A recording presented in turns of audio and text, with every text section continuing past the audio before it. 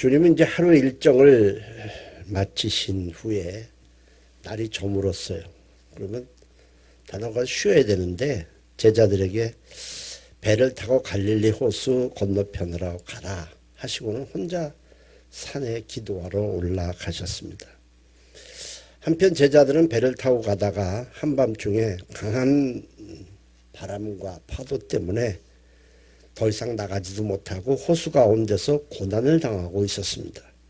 이 갈릴리 호수는 지역 특성상 밤에 가끔씩 자주 파도가 일곤 해요. 왜냐하면 한쪽에서 저 헐몬산이라는 아주 1년 내내 눈이 있는 헐몬산이라는 곳에 찬 공기가 내려오고 한쪽에서는 지중해가 있거든요. 따뜻한 바람이 이렇게 교차하는 곳에 이 갈릴리 호수가 있어요.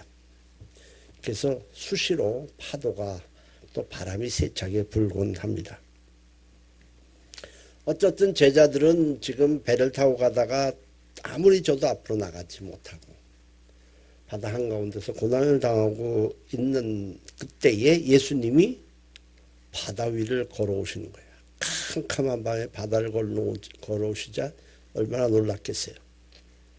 그러니까 유령이랑 모두 다 소리를 칩니다. 우리가 그때 있었어도 마찬가지일 거예요. 그러자 주님께서 난이 두려워하지 말라 이렇게 말씀을 하시거든요. 그때 베드로가 만일 주님이시거든, 만일 주님이 정말 맞으시다면 나를 명하사 물 위로 걸어가게 하소서 이렇게 말씀을 하시자 주님이 오라. 그 말씀에 베드로가 그냥 배에서 내려서 파도가 있는 그 발에 물을 탄 거예요. 참 대단한 거예요. 베드로가 보면 참 대단하다고 생각해요. 그래서 그 말씀을 의지해서 이 물 위를 걷게 됩니다. 그러다 갑자기 자기 눈에 이 바람과 거센 파도가 눈에 들어오자 무서워하자 물에 빠지고 말았어요. 당연히 베드로는 주여 나를 구원하소서라고 소리 지르니까 주님께서 물에 빠진 베드로의 손을 잡아서 물 위로 끌어올리십니다. 그리고는 배에 오르게 하셨어요. 자, 베드로는 한 번만 물 위를 걸은 것이 아니라 2번씩 물 위를 걸었어요. 한 번은 주님이 오라는 말씀에 의지해서 배에서 내려 물 위를 걸었어요. 그러다가 바람을 보고 무서워하는 바람에 물에 빠졌습니다. 2번째는 베드로가 주여 나를 구원하소서 소리 지르자 주님께서 손을 내밀어 베드로의 손을 잡고 물 위로 끌어올려 주시고 나서 그 후 주님과 함께 배에 있는 데까지 물 위를 걸어갔어요. 주님과 함께 걸어갔죠. 이제 2번 걸은 거죠. 그런데 첫 번째는 예수님을 향해 갈 때는 혼자 걸었는데 2번째 배에 오를 때까지는 주님과 함께 걸었어요. 여기서 우리는 중요한 교훈, 우리에게 주시는 교훈 4가지를 살펴보려고 합니다. 첫 번째는요, 베드로가 2번째 물 위를 걸어 배에 돌아올 때는 물에 빠지지 않았다는 겁니다. 이유는 간단해요. 주님께서 베드로의 손을 붙잡고 계셨기 때문에 그래요. 첫 번째는 주님의 손을 붙잡은 건 아니거든요. 그냥 말씀에 의지해서 그냥 간 거예요. 빠졌는데 2번째는 주님이 베드로를 붙잡고 계셨기 때문에 물에 빠지지 않았어요. 우리는 참 안전을 추구하는데 그래서 많은 대책들을 강구하는데 예수님과 우리와 함께하는 것이 안전에 대한 완벽한 보장입니다.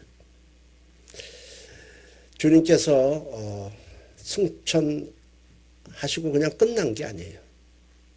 자, 제자들과 함께 이제 부활하신 모습을 다 봤죠.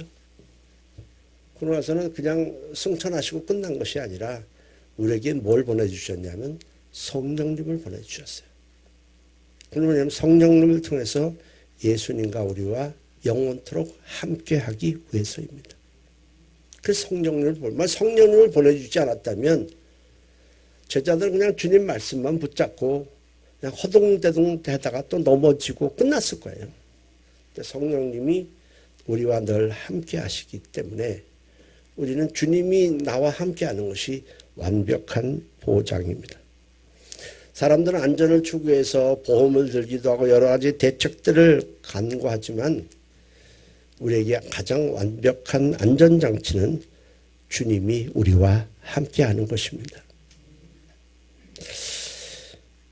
주님은 제자들에게 전도 여행을 보내시거든요. 보내시면서 아무것도 가져가지 말라 이렇게 말씀을 하셨습니다. 마태복음 10장 9절에서 10절 우리 함께 읽겠습니다. 너희 전대에 금이나 은이나 동을 가지지 말고 여행을 위하여 배낭이나 두보롯이나 신이나 지팡이를 가지지 말라. 이는 일꾼이 자기의 먹을 것을 받는 것이 마땅함이라 했어요. 지금 낯선 지역에 전도하러 간다 그러면은 이것저것 챙겨야 할 것이 많잖아요. 챙겨도 부족한 판에 아주 중요한 것들 대부분을 가지고 가지 말라고 하셨어요. 주님이 왜 그런 말씀을 하셨을까? 주님의 의중은 무엇일까? 그것은 그것들이 준비하는 것보다 훨씬 더 중요한 것이 무엇인가를 심어주기 위해서였어요. 그것은 바로 예수님 자신입니다.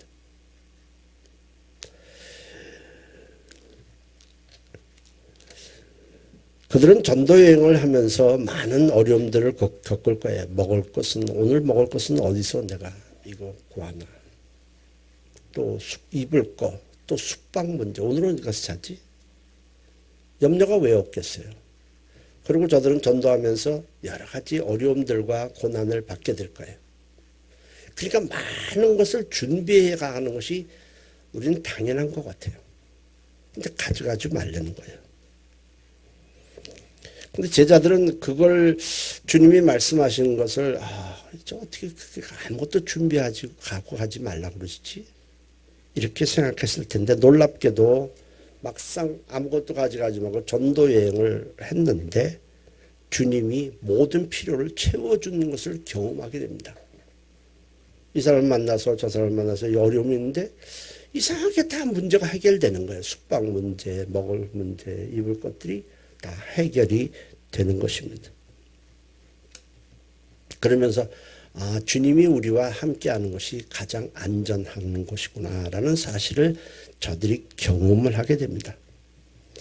하나님께서 이스라엘 백성들을 어디로 인도하시냐면 아무것도 없는, 아무것도 구할 수도 없고 저들을 지켜줄 수 없는 그런 광야로 인도하셨어요. 그 이유가 무엇이겠어요? 하나님이 함께하면 모든 필요가 채워지고 안전이 보장된다는 것을 저들에게 깊이 심어주기 위해서였습니다. 이스라엘 백성들은 광야로 들어가서 툭 하면 원망과 불평을 쏟아냈어요. 그럴 수밖에 없죠. 아무것도 자기들 앞에 있는 게 없잖아요. 그러니까 툭 하면 우린 죽게 되었다. 우린 죽을 수밖에 없다. 물도 없지, 뭣도 없지. 낮에는 뜨거운 더위, 밤에는 추위. 그러니까 툭 하면 우리는 죽는다라고 원망을 쏟아낼 수밖에 없었어요, 사실은. 그런데 놀랍게도 하나님께서 광야 40년 동안 필요한 것을 채워주셨어요. 놀랍죠? 먹을 거, 마실 거. 그리고 낮에는 뜨거운 더위와 밤에 추운 추위, 밤의 추위를 다 구름기둥과 불기둥으로 다 막아주셨어요. 불병과 정갈로부터도 저들을 지켜주셨어요. 그러면서 저들은 하나님이 우리의 모든 필요를 채워주신다는 사실을 경험하게 된 것입니다. 우리에게 가장 중요한 것은요, 재물도 아니에요. 집도 아니에요. 바로 예수님을 믿고 의지하는 믿음입니다. 시편 121편 4절에서 6절 말씀 우리 함께 읽도록 하겠습니다. 이스라엘 지키시는 이는 졸지도 아니하시고 주무시지도 아니하시로다. 여호와는 너를 지키시는 이시라. 여호와께서 내 오른편 쪽에서 네 그늘이 되시나니 낮에 해가 너를 밤의 달도 너를 해치지 아니하리로다. 예수님이 우리와 함께하는 것이 우리 인생의 가장 안전하고 완벽한 안전장치입니다. 두 번째로 볼 수 있는 것은 주님은 베드로의 손을 잡았잖아요. 이제 무리를 꺼내주셨잖아요. 그 다음에 다시 배에 오르게 하셨다는 거예요. 예수님은 베드로와 함께 사실 이 무리를 걸어갈 수 있어요. 그렇잖아요. 베드로도 이거 주님과 함께 그냥 무리를 시커 걸었으면 파도 치고 바람이 이는데도 바람이 자기가 떠밀려 가지도 않고 이런 바다에서 그냥 계속 주님과 함께 걷고 싶었을 거예요. 그러나 주님은 베드로와 함께 걷다가 어디로 들어갔냐면 무리를 계속 걸은 것이 아니라 배에 오르게 하셨습니다. 다시 일상으로 데려다 준 것이죠. 이제 베드로는 다른 제자들과 함께 그 조각배 위에 함께 있게 되었습니다.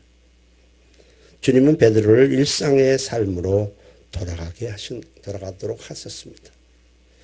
우리가 믿음으로 산다는 것은 일상에서 벗어나서 기도원 같은 데 가서 사는 것이 아니라 삶 가운데서 주님과 함께하며 살아가는 것입니다. 우리가 영적인 충전을 위해서 하나님과의 특별한 관계를 갖기 위해서 기도원에 가기도 하지만 그곳에만 있는 것은 주님의 뜻은 아니죠.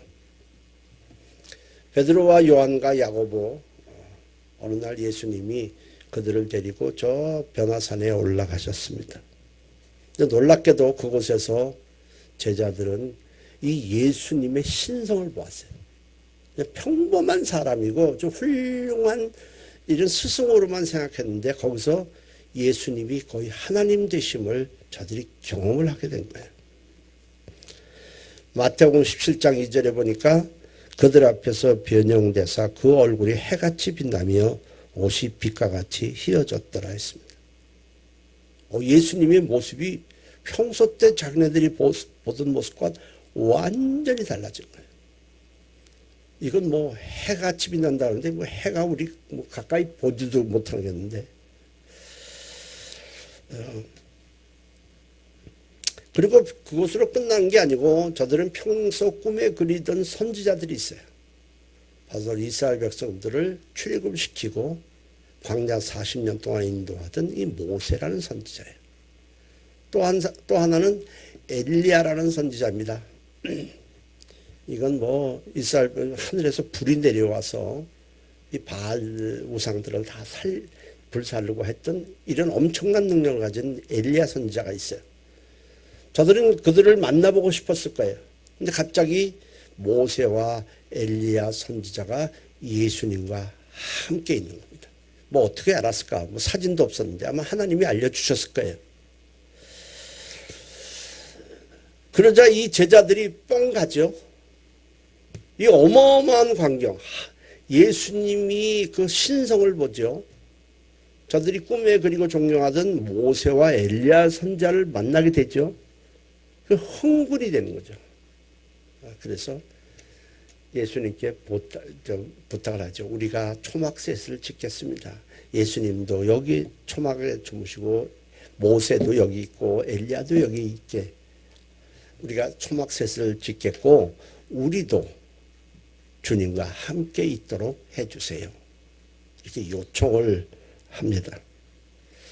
그때 하늘에서 음성이 들리죠. 마태복음 17장 5절에 말할 때에 호련히 빛나는 구름이 그들을 덮으며 구름 속에서 소리가 나서 이르되 이는 내 사랑하는 아들이요 내 기뻐하는 자니 너희는 그의 말을 들으라 하신지라. 누구의 말이요? 예수님의 말씀을 들으라. 모세와 엘리야가 굉장한 선지자 같지만 그게 아니고 다 그 사람들은 예수님의 종이라. 그의 말을 들으라. 제자들이 갑자기 이 하늘에서 음성이 들리죠. 모세와 엘리야 선지자가 나죠. 예수님이 변형돼서 해같이 빛나죠. 두려워 떨 수밖에 없습니다. 그러자 주님이 제자들에게 두려워하지 말라 하시고는 제자들과 함께 산 밑으로 일상의 자리로 복귀를 시켰습니다. 거기 있어서 얼마나 더 있었으면 좋겠냐마는 예수님은 그들을 다시 세상으로 데려가셨어요. 그렇지만은 같은 일상이라도 베드로처럼 예수님을 체험하고 나면 삶이 달라질 수밖에 없어요. 늘 자기네들이 함께했던 그 예수님인데 갑자기 예수님이 달리 보이는 겁니다. 그렇잖아요. 늘 같이 먹고 같이 잠자고 같이 했던 그 예수님이 엄청나게 달리 보이는 거예요. 왜냐하면 영적인 눈이 열리기 때문입니다. 사실 예수님이 이 땅에 육신으로 오셔서 그의 가족들과 함께 있었을 때 그 가족들도 예수님에 대해서 별로 대수롭게 보이지 않았어요. 그러나 예수님이 내중에 죽은 자 가운데 부활하실 때 그 예수님의 동생이 예루살렘 교회 지도자가 됩니다. 달라진 거죠. 영적인 눈이 열려지면 결국은 예수님에 대한 보는 시각이 달라질 수밖에 없어요. 선교지를 방문하면은 영적인 눈이 열리면서 평범했던 우리의 삶이 많이 달라지게 됩니다. 그래서 저는 교회가 성장한 후에는 성도들이 선교지 방문을 제가 추천하고 싶어요. 전 선교지를 갈 때마다 영적 도전을 많이 받거든요. 그래서 제가 목회하면서는 늘 성도들을 선교지를 데리고 왔어요.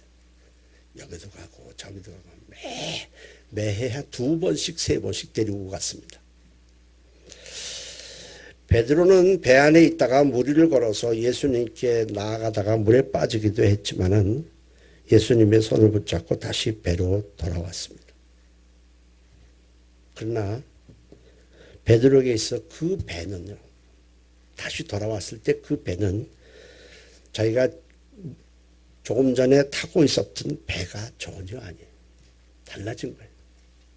모양이 달라졌을까요? 그건 아니에요.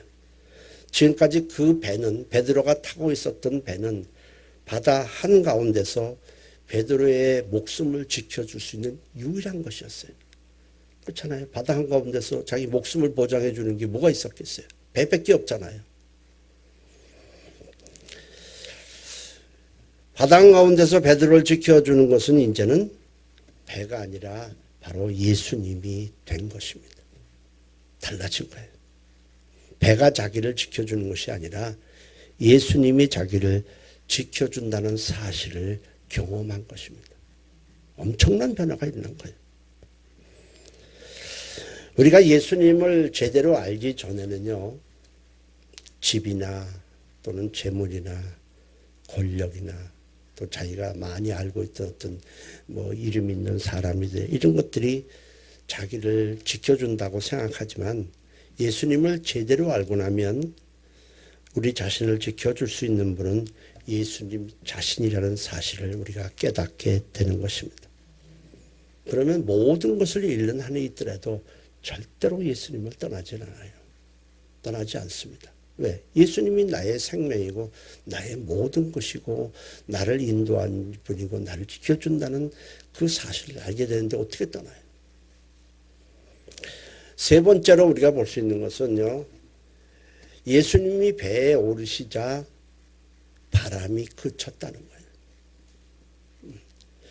마태복음 14장 32절에 배에 함께 오름에 바람이 그치는지라. 바람은요, 바람과 바다는 우연히 그친 것이 아니에요. 예수님께서 배에 오르시기 전까지는 바람이 계속 세차게 불고 있었지만 배에 오르는 순간에 바람이 힘을 잃고 잔잔해진 것입니다. 이것은 뭘 말하냐면 예수님이 우리 삶 가운데 오시면 문제가 해결된다는 사실을 보여주고 있습니다. 사실 우리의 삶은요, 문제의 연속이에요. 문제는 파도처럼 다가옵니다. 해변가에 가면 파도가 밀려오죠. 다시 뒤로 물러가요. 그렇지만 곧 다른 파도가 그 뒤에서 밀려옵니다. 끊임없이 파도가 들어왔다 물러가기를 반복하듯 우리의 삶은 문제의 연속이고 고난의 연속이에요. 이 문제만 해결되면, 이 고난만 해결되면 나는 편안해지겠다? 그런 거 없어요. 내가 뭐 때문에 이것만 해결되면은 나는 더 이상 여한이 없겠다. 그런 거 절대로 없어요. 성경에는 인생은 고난을 위해서 난다니라고 그랬어요. 결국은 우리가 고난을 믿음으로 이기는 게 문제지 고난이 없을 수는 없어요. 그것이 돈 때문이든 질병 때문이든 사람 때문이든 다 마찬가지예요. 하여튼 파도가 들어왔다 나가기를 반복하듯 우리의 삶의 문제는 계속해서 나가는 듯하면 다시 밀려오게 돼 있어요. 중요한 것은 문제가 생길 때에 우리 주님을 내 마음 가운데, 내 삶 가운데 모셔드리는 것입니다. 주님이 배에 오르시기 전에는 바람이 계속 세차게 불고 있었지만 주님 배에 오르시자 잔잔해진 것은 문제 가운데 주님이 오셨기 때문입니다. 소경이요 거지요 바디메오는요 예수님께 자기를 불쌍히 매달리며 소리를 쳤을 때 사실 많은 방해가 있어요. 사람들이 이 거지가 구걸하는 그 깡통을 발로 차고 시끄럽다 조용히 하라 그러면서 온갖 구박과 꾸지람을 줬어요. 그러나 베드로는 주님을 모시기 위해서 내 삶 가운데서 모시기 위해서 그 방해물과 방해와 장애물을 다 극복을 하고 포기하지 않았을 때에 주님이 바디메오를 부르셨어요. 그렇구나 인해 눈이 떠지게 하고 새로운 삶을 살게 하셨습니다. 베드로가 눈을 뜬 것은요. 베드로라는 사람이 뛰어났기 때문이 아니라 예수님을 자기의 삶 가운데로 모셔드린 것입니다. 누가복음 18장 43절에 곧 보게 되어 하나님께 영광을 돌리며 예수를 따르니 백성이 다 이를 보고 하나님을 찬양하니라. 여러분 주님과 함께하기 위해서 모셔드리기 위해서는 웬만한 문제들을 다 제껴야 돼요. 그렇지 않으면 우리는 나가지 못하고 발목이 잡혀서 거기에 또 탁 넘어지고 그래요. 신앙생활 하면서 보면요. 수시로 넘어지는 분들이 있잖아요. 우리 다 믿음으로 극복하시기를 주의 이름으로 축복합니다. 네 번째로요. 제자들은 예수님을 하나님의 아들이라고 하면서 절을 했어요. 마태복음 14장 33절 함께 읽겠습니다. 배에 있는 사람들이 예수께 절하며 이르되 진실로 하나님의 아들이소이다 하더라. 자, 예수님이 배에 오르시자 바람이 그치고 풍랑이 잔잔해지는 것을 보면서 제자들은 예수님의 존재가 엄청나게 크게 보이는 거예요. 어마어마하게 크게 보이는 거예요. 그러면서 하나님의 아들이라고 고백을 하면서 절했다. 경배했다는 거예요. 사실 제자들은요. 예수님과 함께 있었던 시간이 지금 몇 시간 몇 날이 아니에요. 쭉 같이 있었어요. 그런데 지금처럼 예수님이 크게 크게 느껴진 적이 없었어요. 그냥 훌륭한 스승입니다. 우리가 좀 스승을 잘 만났구나. 뭐 그 정도예요.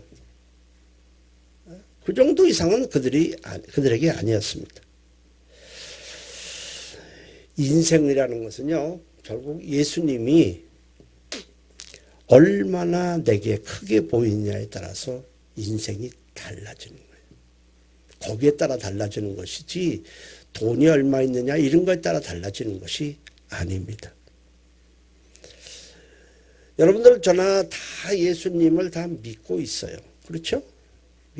다 믿고 있지만은 예수님에 대한 크기는 각 사람이 다 달라요.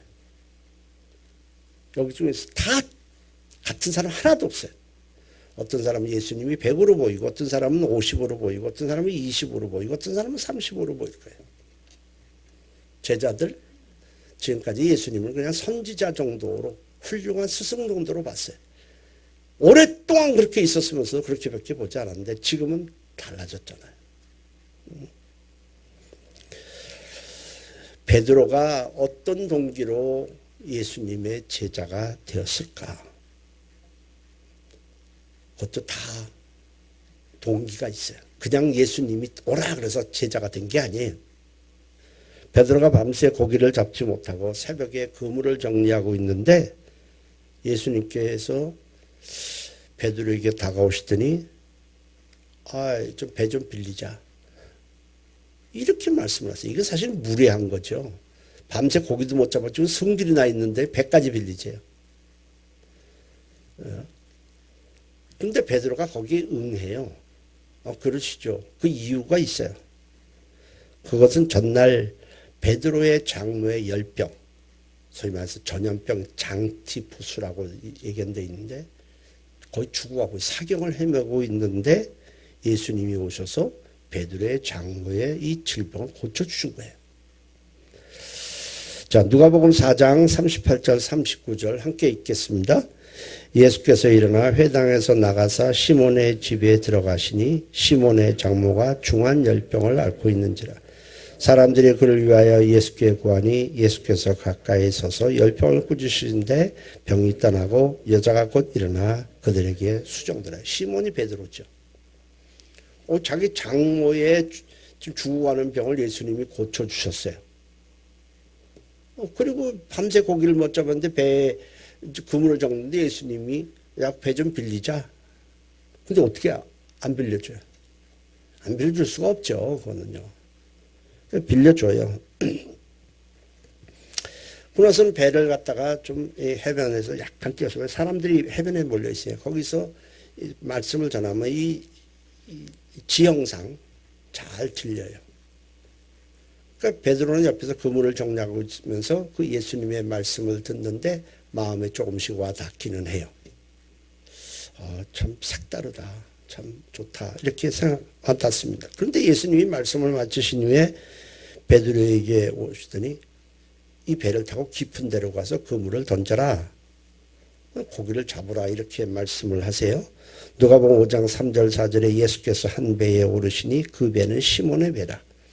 육지에서 조금 떼기를 청하시고 앉아서 배에서 물을 가지시더니 말씀을 마치시고 시몬에게 이르시되 깊은 데로 가서 그물을 내려 고기를 잡으라. 동의할 수는 없는 거죠. 예수님의 말씀에 동의할 수가 없습니다. 지금 이 시간에는 깊은 데로 가서 새벽에 그물을 던져봤자 고기를 잡을 수가 없어요. 근데도 주님이 말씀하시는 게 차마 거부할 수가 없잖아요. 전날에 그 사건도 있었고 차마 거부할 수가 없어서 알았습니다. 말도 신통치 않았을 거예요. 잡은 것이 없지만은 말씀을 다 하네. 그물 이게 믿음으로 한 얘기 아니에요. 이거 그냥 해본 거예요. 근데 놀랍게도 그물이 찢어질 만큼 고기가 가득 잡히게 돼요. 그때 베드로는 예수님의 무릎 아래 꿇습니다. 그리고 말을 해요. 누가복음 5장 8절에 함께 있습니다. 시몬 베드로가 이를 보고 예수의 무릎 아래에 엎드려 이르되 주여 나를 떠나소서 나는 죄인이로소이다 하니. 갑자기 그 예수님의 존재가 어마어마하게 보이는 거예요. 예수님 당신은 너무 크신 분이기 때문에 나는 당신을 도저히 마주 대할 수가 없는 죄인입니다 라고 고백을 해요. 너무 크게 보이는 거예요. 너무 어마어마하게 예수님이 느껴지는 거예요. 어떻게 장모의 병을 고칠 때만 해도 이분은 뭐 선지자들도 병을 고쳤어요. 고쳐주시는가 보다 이렇게 생각을 했는데 불가능했던 이 아침의 상황에서 물고기가 가득 잡히는 걸 보면서 예수님의 존재가 어마어마하게 크게 보이는 거예요. 그러니까 도저히 마주 대할 수가 없어요. 이분은 마주 대할 수가 없어요.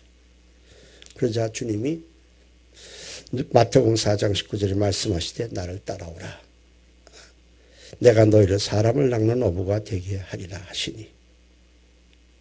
이 어마어마한 분이 자기에게 나를 따라오라 내 제자가 되려 하니까 배를 버려두고 다 버려두고 예수님을 따르는 제자가 되는 겁니다. 이런 동기가 있는 거예요, 사실. 그냥 제자가 말씀하시니까 알았습니다, 할렐루야 그러고 따르는 게 아니잖아요.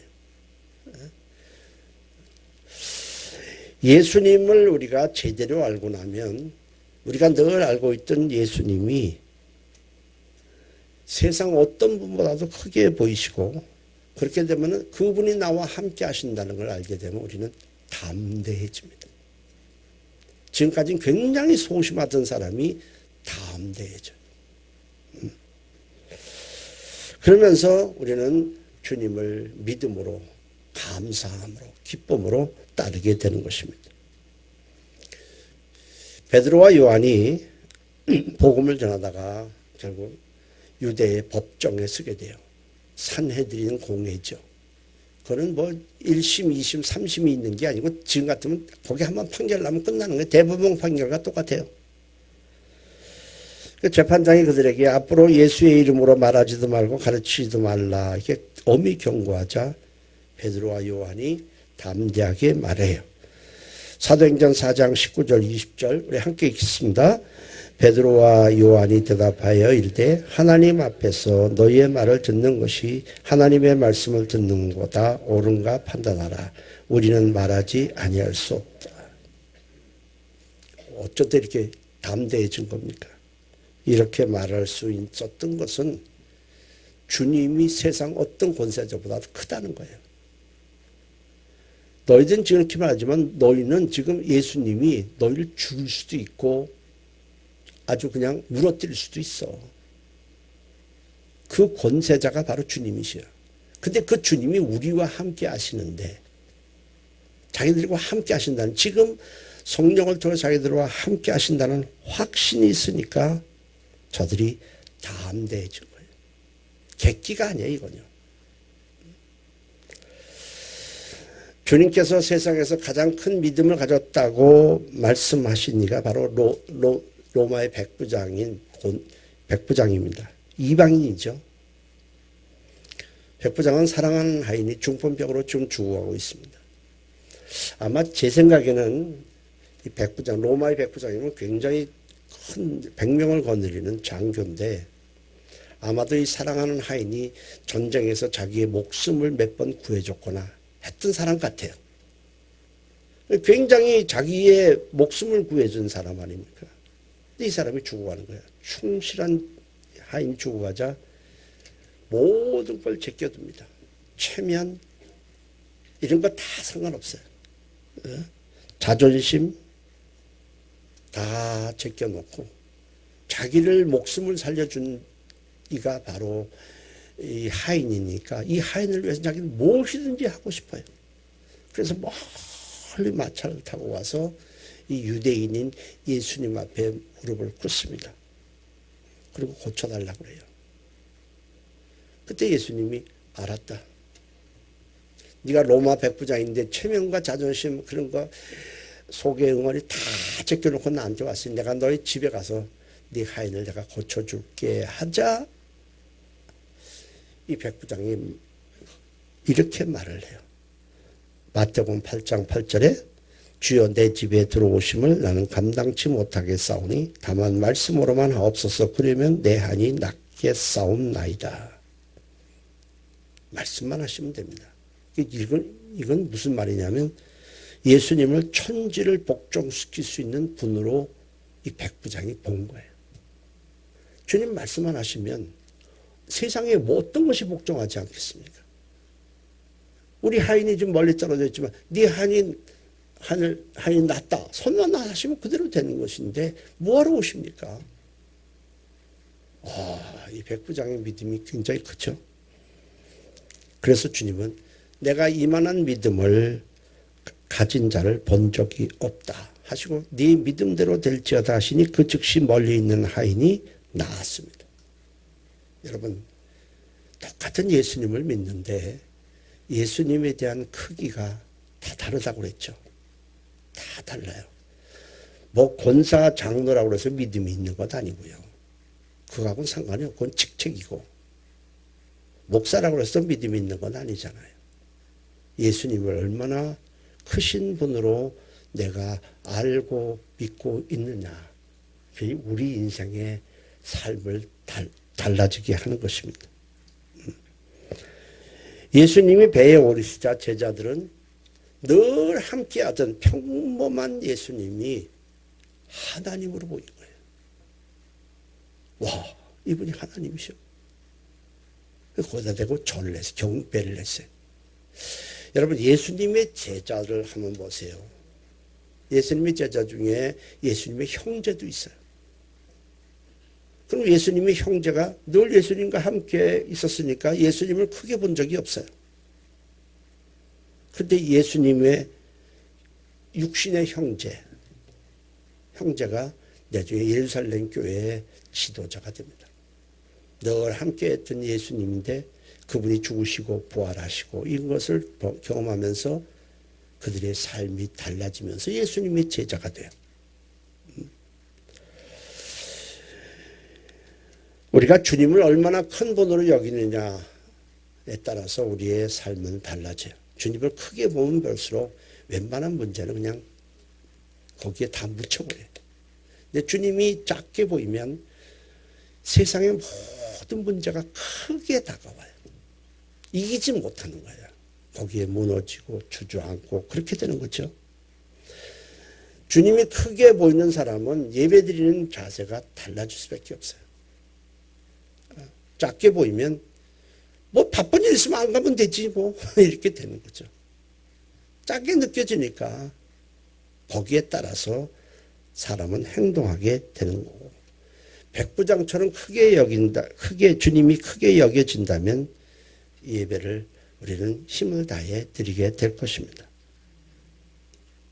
결국 믿음이 크다 작다는요, 예수님이 얼마나 크게 보이느냐, 얼마나 나에게 작게 보이느냐에 따라서 믿음이 크다 적다를 판가름한 겁니다.